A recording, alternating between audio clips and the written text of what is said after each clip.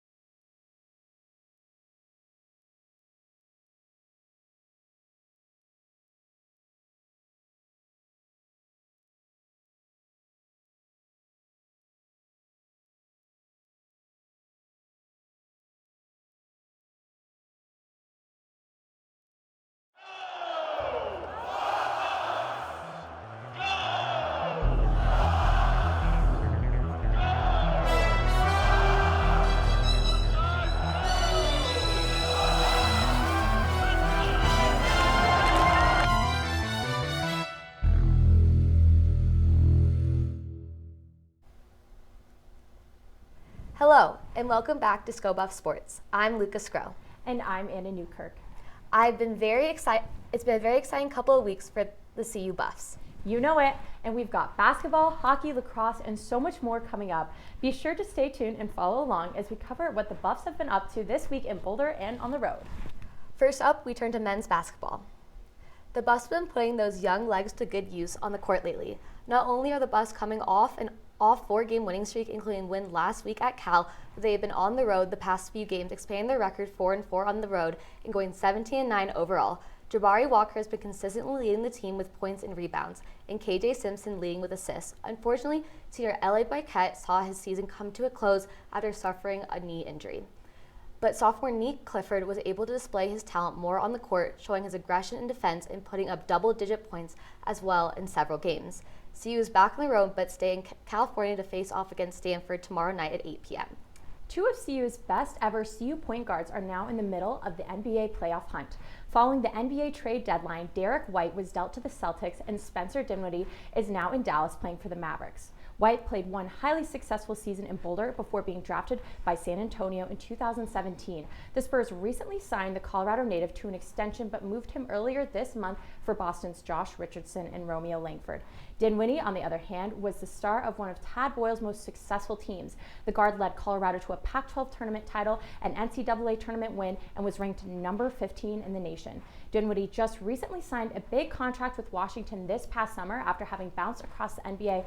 However, he would eventually be traded to Dallas in favor of Kristaps Porzingis a few days ago. Head coach Tad Boyle talked about his former star students, including the school's all-time single-season scoring leader, Alec Burks. You know, Spencer, I've reached out to him, have not heard back. I actually reached out to him before he got traded. Haven't heard back. Sometimes he takes a little while to do that. But, you know, it's a new beginning for him, which I think is healthy for him to, you know, the Washington situation might not have been the best situation for him for whatever reason, maybe both ways. So he's got a new beginning. That's one nice thing about being traded. Derek was, you know, a little bit of a shock to him, and I think to everybody, maybe the NBA, but Boston really came after him because they think so highly of him. So I'm happy for both those guys. You know, it's part of the business. And Derek, I did talk to Derek, and he understands that. He's a professional. So is Spencer. So I just hope those guys can take their new environments and just continue to be who they are and be great NBA players, which they both are, and I'm proud of both of them. The women's basketball team have proven themselves to be a contender. Although their record might not directly reflect this, the team brings drive and inspiring work to every game. With 2 wins against Washington and California last week, the team is getting into a rhythm. Although they lost to Stanford this past Sunday, a key player was essential to keeping them in the game. Maya Hollingsworth, a fifth-year forward, has become a leader for this team, recording her 7th double-double of the season. The Buffs will look to her to provide stability and guidance as they head into the next few games. The Buffs will play tonight against UCLA at 8 and Sunday against USC at 2 p.m. It was recently announced that the late Cliff Branch will be inducted into the Pro Football Hall of Fame this coming fall. An All-American football player and two-time Big 8 champion track runner, Branch is considered one of the most electrifying athletes in the school's history. A fourth-round pick in the 1972 NFL Draft, Branch would go on to win 3 national championships during his professional career with the Raiders. Already a College Football Hall of Famer, Branch will become the first with CU ties to be inducted into the Pro Football Hall of Fame. Boulder native and Fairview High School standout Tony Pizzelli will also be joining him in this year's class. For our trivia question of the week, on average, how many Colorado Buffaloes have been featured in each Olympic game since 1948? Is it A, 1, B, 2, C, 4, or D, 10? We'll have the answer at the end of the show. Yeah, that's a tough one. I'm looking forward to hearing the answer on that later on in the show. Up next, we have an update on our Forever Buffs at the Olympics in Beijing, and not to mention an impressive play of the week that turned heads. Don't go anywhere. We'll be right back.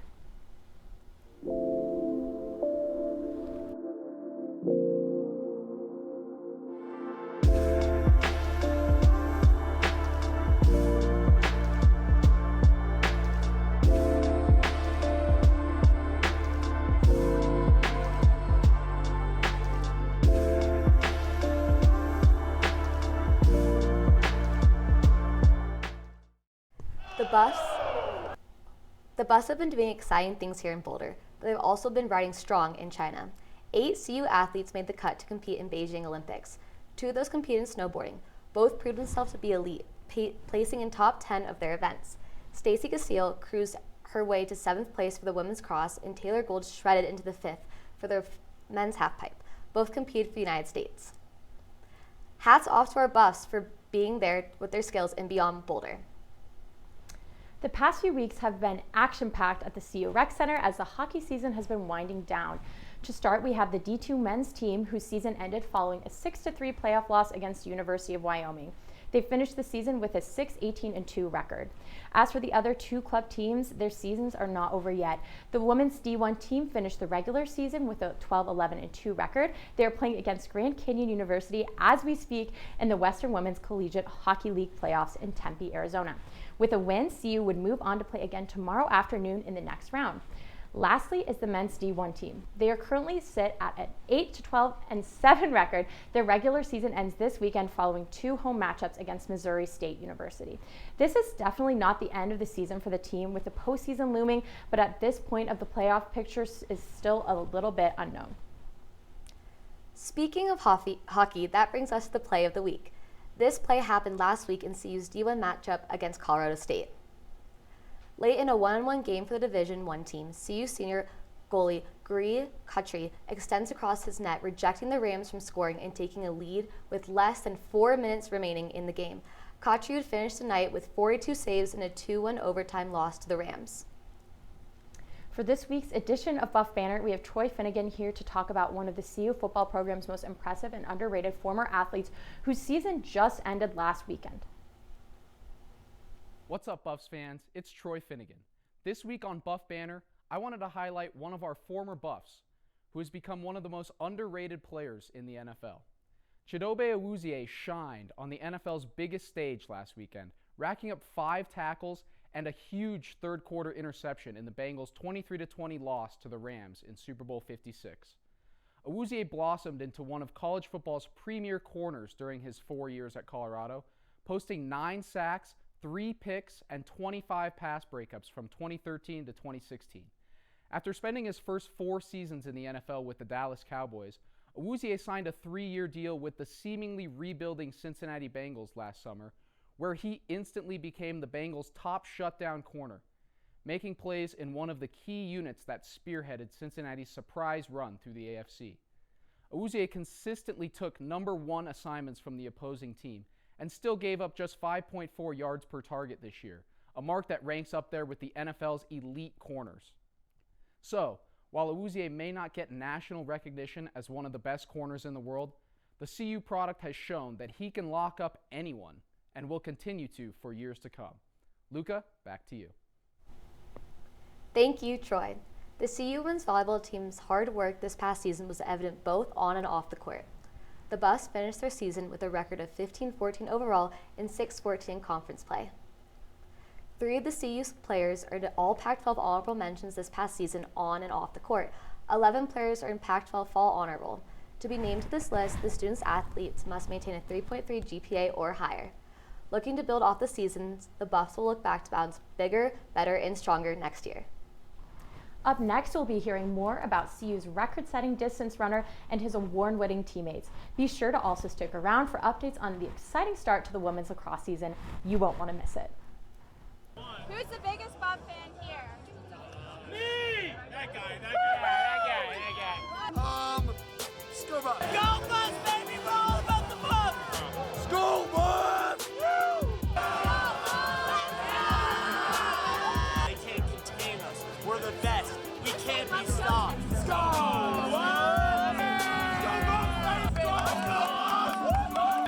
Sgro Buffs! Sgro Buffs! Last week at the Husky Classic, Eduardo Lola Herrera set a new school record in the men's 3,000-meter run. He finished seconds with 7 minutes and 42 seconds, surpassing the previous time set in 1998 by 4 seconds. Herrera becomes the only CU male runner to hold 2 distance school records since he set the 1,500-meter record last year. The Sportswomen of Colorado will honor Sage Herta and Abby Nichols this March for their outstanding 2021 performances on the track. Herta earned her award as a member of the track and field team before going pro in June. Nichols, on the other hand, was selected for her performance as a member of the CU cross-country team. They will be honored for their accomplishments at the 48th annual award celebration held on March 13th at the Hyatt Regency Tech Center. Our Buffs are playing Louisville for their 2022 season opener. There is so much snow that after the first quarter, the game got moved inside. Even with the unpredictable weather, the Buffs battled it out. By the fourth quarter, the Buffs held a 12-9 lead. The Cardinals fought back and tied the game 13-13 going into overtime.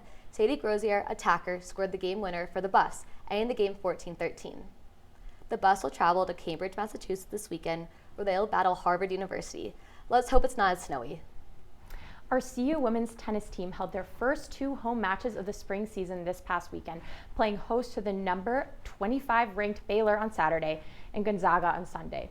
Saturday's match against the Bears got off to an exciting start with junior Maria Campos and grad student Caroline Pozo battling to the tiebreaker game in the number 1 doubles match. Baylor's doubles team eventually pulled away in the tiebreaker game and captured the doubles point. CU freshmen Bettina Tokoc and Mila Stanojevic each responded with singles wins, but the effort fell short as the Buffs eventually fell by a final score of 2-5 versus Gonzaga. The Buffs got off to a quick start with Pozo and Campos securing the doubles points with a 6-4 win. Pozo and Campos then went on to each secure a singles victory, and the match was clinched with Stanojevic picking up her 12th straight victory, and the Buffs would go on to win by a final score of 5-2, picking up their first victory of the year. This week, the Buffs are in Portland for 2 matches, with the team taking on Portland State as we speak, followed by the University of Portland tomorrow at 10 a.m. After the break, we have a rapid fire with Sam Mustafa on the exciting weekend we have coming up for CU Sports. Not to mention the trivia answer we've all been waiting for. Do not go anywhere.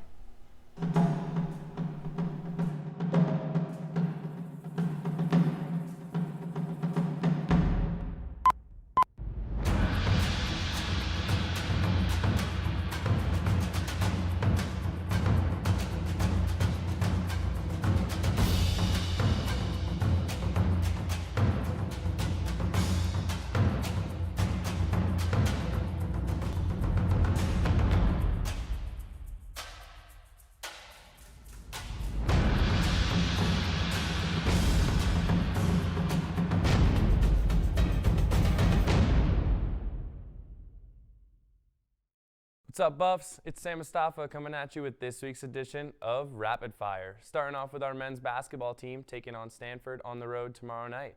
They are looking to have the same result from the last matchup and hope to continue the win streak after last night's victory over Cal. Next up, we have our men's D1 hockey team with a 2-game set kicking off tonight at 7 with the Missouri State Bears coming to you at home at the CU Rec Center. Be loud and proud at the one and only CU Buff sporting event going on at home this weekend. Moving on, we have our women's lacrosse team looking to maintain the win streak as they take on Harvard on the road following their thrilling 14-13 overtime win against Louisville in the snow a week ago. Finally, our women's basketball Buffs are out on the road in California, competing against USC on Sunday. They are looking to start a strong end to the regular season before making a push for the tournament in the Pac-12 playoffs. And that's everything from this week, folks. Back to you, Lucca and Anna. Thank you, Sam. Now, at the beginning of the show, we asked you, on average, how many Colorado Buffaloes have been featured in each Olympic Games since 1948. The correct answer is C, 4. Over a period of 39 different Olympic Games, our Forever Buffs have made a total of 152 appearances total. That averages out to 3.89 or so Buffs that have appeared at each Olympic Games since 1942. Our tweet of the week comes from Jack Crawford. If you haven't seen by now, Jack brought a CU flag to the Super Bowl at SoFi Stadium. Nothing like showing your Buffs pride on a national scale. And with that, it is time for us to go. Be sure to follow us on Instagram and Twitter at SBS_CU for updates on very own Colorado Buffaloes. We hope you have a great weekend, and thank you so much for following along with us as we share all of the exciting news of our current and former CU athletes. We'll see you soon, back here for our show in 2 weeks. Let's go Buffs!